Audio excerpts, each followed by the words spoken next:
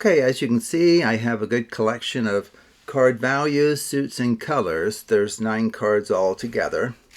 Now, since the two of us saw the cards, why don't we begin kind of mixing them so that they're beyond the knowledge of anyone. How would you like these stacked? Left to right, right to left to right. Okay, very good.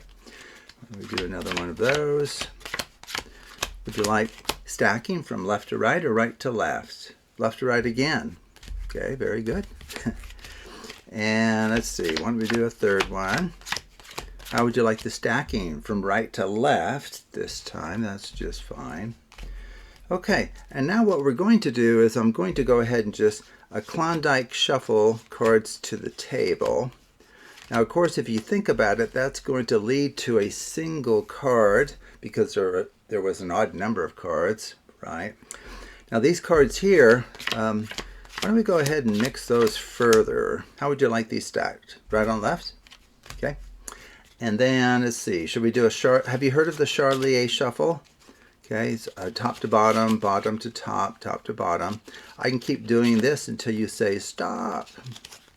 Stop there? You sure? Okay, that's great. I don't think we've done the Klondike. Well, I guess we did a Klondike at the beginning. Well, you can't do too many Klondikes. They're such great shuffles.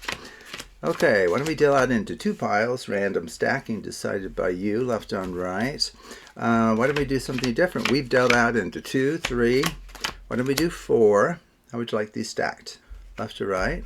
Oh, by the way, we can even do something called leapfrog stacking. It's kind of a fun way to stack, actually. Would you like to see that? Which direction? Right to left or left to right? Right to left.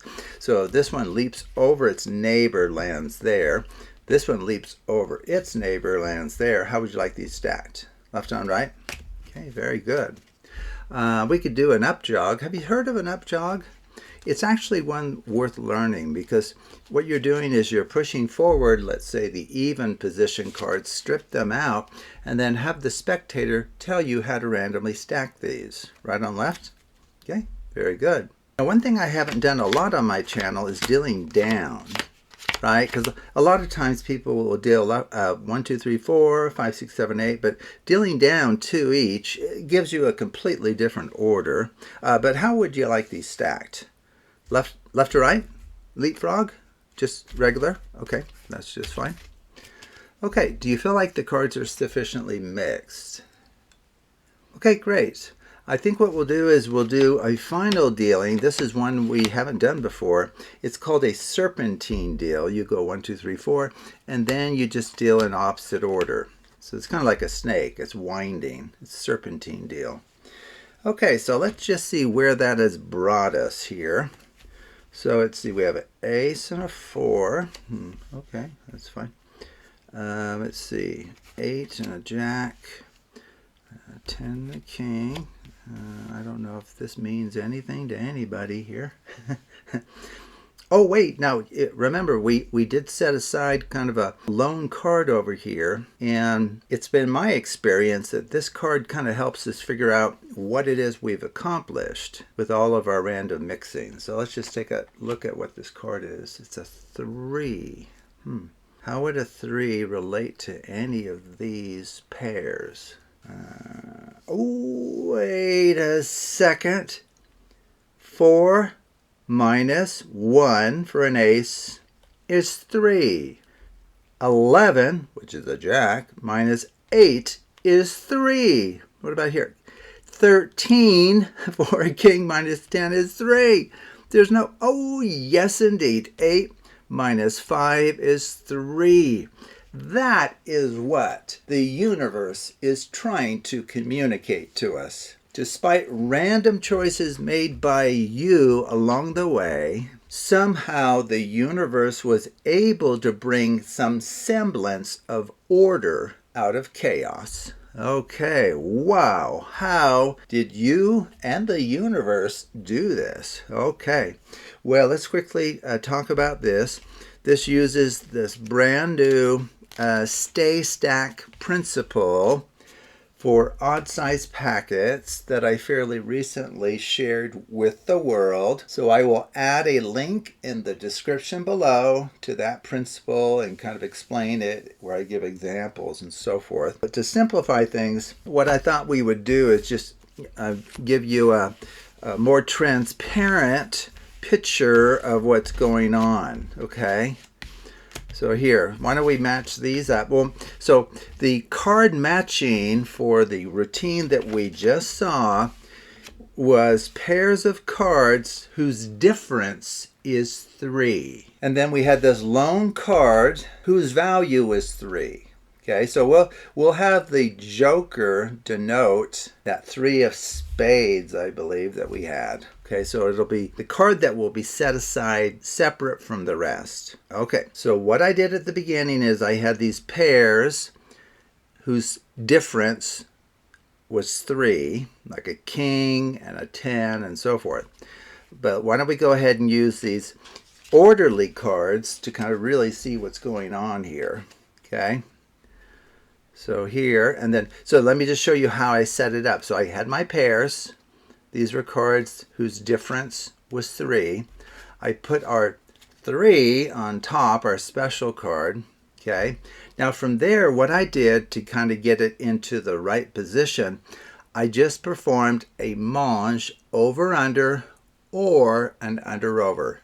Either one works just fine. So here's an over, under, over, under, over, under, over, under. Okay, so what does that do? Well, what it does is, if I can spread the cards here, what it does is it puts all of the cards in a mirrored relationship, except for the center card, which has no partner. Okay, so if you look at the outer ends here, we have 2s, 3s, 4s, aces, and then we have our special card, whatever we choose that to be. And in the performance, I chose it to be the 3 of spades.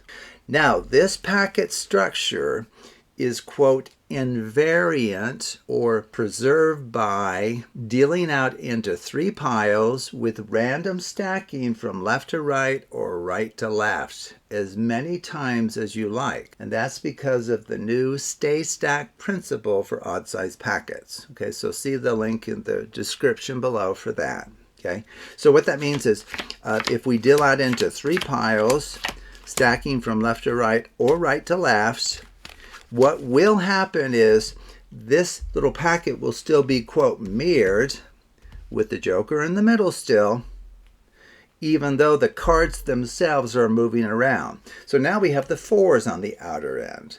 Now the aces, now the 2s here, and then 3s here, and then the joker's still in the middle. So that joker will stay in the middle forever if you deal out into 3 piles, stacking from left to right or right to left.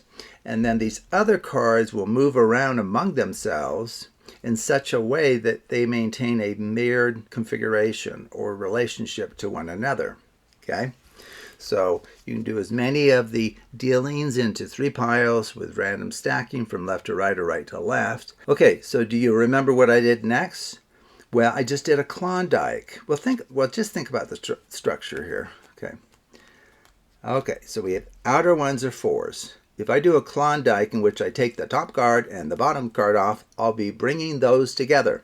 And then if I do another little Klondike, taking the new top and new bottom, I bring the aces together all the way to a single card in the middle, which will be the joker. In fact, I'll even show it to you face up. Okay, so there's the 4s. Now, ordinarily, I deal these face down, right? Okay, and then I set this one aside, for later in the performance. But look at what structure we have. Okay, so now we're tying everything into packet structures that have been thoroughly studied and explored on my channel, the Absolute Math Magic channel. So in particular, this is something we call an AMP. It stands for adjacent mirrored pairs. So the special pairs are together, starting from the top or the bottom. Okay. Well, when you have such a structure, you can actually deal the cards into 2 piles, and it turns it into a 2 cycle, which is a cyclic construction. Okay, so what that means now is the cards are in a cyclic relationship. What does that mean? That means there's a pattern that repeats twice in the case of a 2-cycle. So we have 3, 2, ace, 4. Okay, when you have such a structure, random cuts will not harm that. It will still be, quote, cyclic. Better still is the Charlier shuffle, which is very convincing. Okay, but technically all of this movement is equivalent to just cutting the cards at some location. So guess what? It's still a 2-cycle. Okay, the cards are moving around. So we have the 2-cycle now is 4, 3, 2, 1. Kind of fun, but colors mix a bit. 4, 3, 2, 1. Okay. Now when you have a structure like that, you can convert it to a mirrored packet like this. Okay, and so it's back to being, quote, mirrored, which we talked about earlier. This is where the outer ones are related in the way that we want. You come in 1, the 4s, 2s, and 3s. Once it's mirrored and it's an even size packet, you have the traditional stay stack principle. What does that mean? So for each divisor of the packet size, you can deal out the cards into that many piles with random stacking from left to right or right to left, and it won't harm that characteristic. Okay, so that's a consequence of the well-known stay stack principle. Okay, so it's still mirrored. You can do UpJogs. There's a whole bunch of things you can do with an even size packet that's mirrored with random stacking here. You can do pharaohs. You can deal out into 4 piles, stacking from left to right, right to left, or leapfrog stacking. This is one I've shown on my channel, which is one that I discovered that works. So you can do any mixing that you can do with an even size mirrored packet, you can do with the cards here. Okay, and then at that point you just have to decide how to recombine the aces and the 2s and the 3s and the 4s as pairs. Okay, well, one way to do it, in fact, let's do it face up so you can see what's going on, is I did something that I call the serpentine deal. This is where you deal from left to right. And now, instead of dealing from left to right again, which is customary, you now deal in the opposite order. So that has the effect of pairing up the very pairs that you wanted and created at the beginning of the routine. And in the case of the routine, these were pairs whose differences were 3.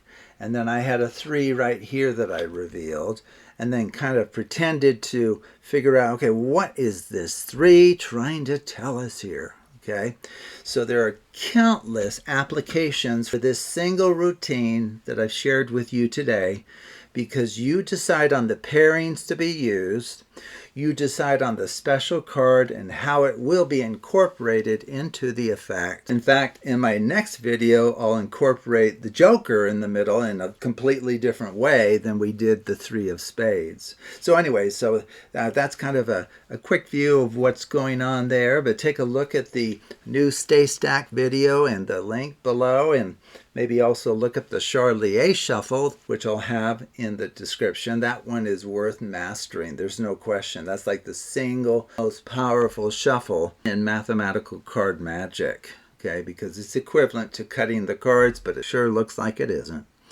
Okay, well, thank you for watching, and take a look at other videos on the Absolute Math Magic channel.